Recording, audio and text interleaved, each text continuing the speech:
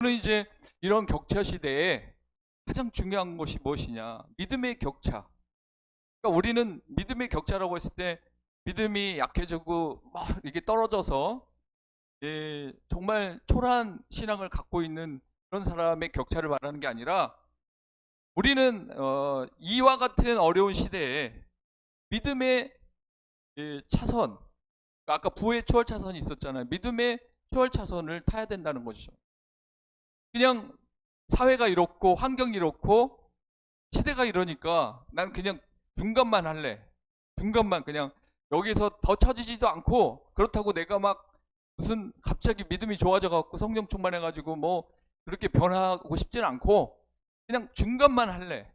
이게 처지는 거예요. 중간만 한다는 그 자체가 믿음에서 약해지고 또 이제 그 가운데서 맞아. 오늘 본문에 나온 다니엘과 세 친구처럼 청소년기에 포로로 끌려가는 이런 상황에서 예루살렘이 에워싸이는 포위망을 좁혀오는 사탄의 맹렬한 이 공격 그리고 사회 구조 이런 것들을 바라볼 때 내가 여기에서 가만히 있으면 믿음이 약해지겠구나. 치고 올라가야 되겠구나. 그러면 세상 사람들은 아까 영끌이라도 해갖고 뭐 그렇게 비투해가지고 한번 부의 추월 차선을 타보겠다는데 그렇게까지 하는데 하물며 믿음의 사람이 내가 믿음이 이렇게 약해져 있는데도 영적 지반이 약해져 있는데도 똑같이 중간만 하겠다. 옛날에 방향대로만 가겠다. 그렇게 해서는 안 되는 시대가 왔다는 것입니다. 그러기 위해서 우리는 이제 어떻게 해야 되겠습니까?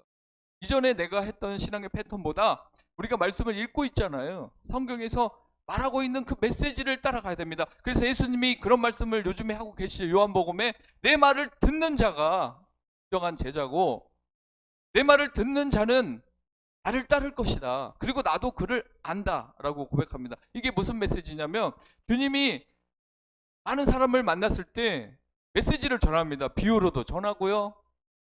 또 성경에 있는 모세오경을 인용해서 전하기도 합니다. 그러나 듣는 자가 있고 안 듣는 자가 있는 거예요. 그래서 내가 선포하는 이 메시지, 하늘의 진리를 선포할 때 그 말씀을 듣는 자가 진짜 제자가 되는 거지. 그 말씀을 귓등으로 듣거나 듣고 흘려버리거나 그 말씀을 듣고 불순종한다던가 그러면 네 제자가 될 수 없다는 거죠.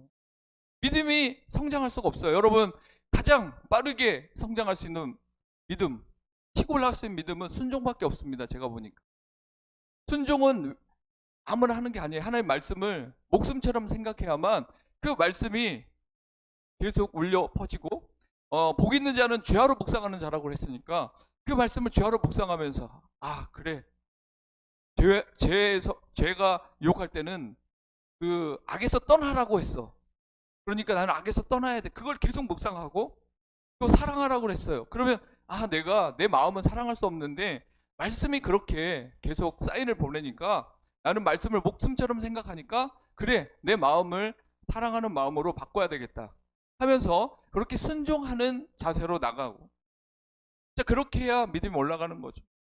예전에는 어땠습니까? 힘든 일 있으면 40일까지 금식은 못해도 아침 금식이라도 한다던가 아니면 3일 온전 금식을 한다던가 아니면 기도 시간을 오전, 병호, 저녁해서 3시간을 기도한다던가 그 어떤 그 돌파구를 찾기 위해서 얼마나 많은 분들이 노력했습니까?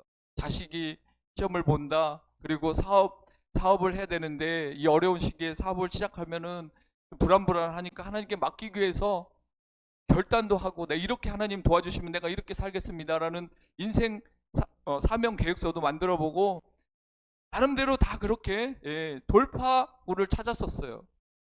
지금 이와 같은 격차가 심해지는 시대에 우리는 순종 그리고 예수님의 말씀을 따라야 되고 또 앞에 선 지도자의 메시지를 따라야 됩니다. 자식들이 요즘에 부모 말을 잘 안 들으려고 그래요.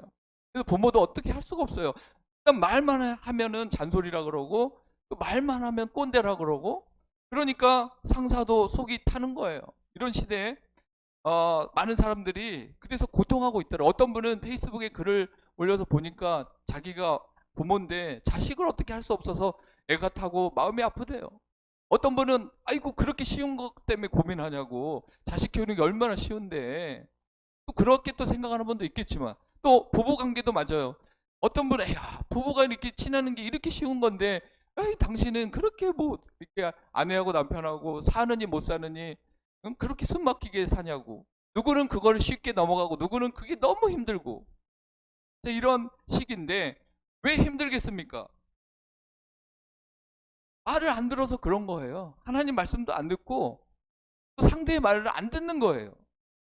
그런데 거기에서 어떻게 어, 선한 일들이 일어날 수 있겠습니까? 이 믿음의 격차 이거를 우리가 좁히고 아니면 치고 올라가려면 이제는 하나님의 말씀 앞에 순종해야 되고 그렇지 않을 바에는 계속 그대로 간다라는 것을 생각해야 됩니다.